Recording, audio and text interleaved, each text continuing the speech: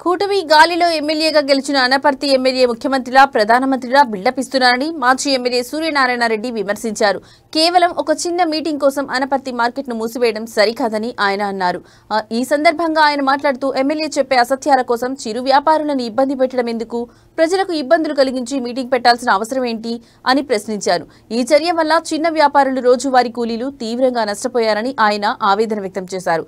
ప్రజాప్రతినిధులు ప్రజలకు సౌకర్యాలు కల్పించాలి తప్ప ఇబ్బందులు పెట్టకూడదని సూర్యనారాయణ రెడ్డి హితవు పలికారు.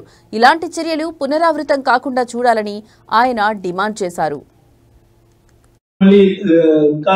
నిమజ్జనం చేయడానికి ఇబ్బందిని ఆలోచిస్తారు, నిన్న తెచ్చుకోవాలని చూస్తారు అందరూ కూడా.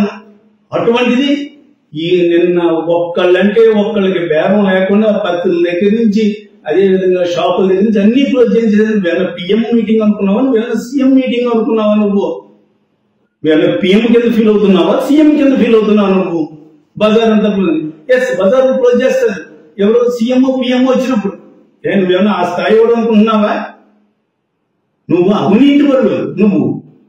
అంతేకాకుండా నువ్వు ఆ రకంగా చేయడము ఎంతవరకు కరెక్ట్? ఈవేళ మరి వ్యాపారస్తులందరూ కూడా గగ్గోలు పెడుతున్నారు.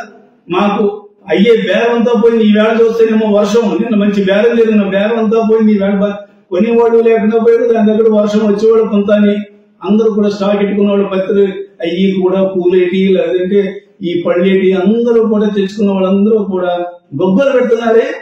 నువ్వు వినాయక చవితిని ఎదురుగా పెట్టుకుని ఆ బజార్ అంతా కూడా క్లోజ్ చేసేది, వాళ్ళందరికీ కూడా మార్కెట్ లేక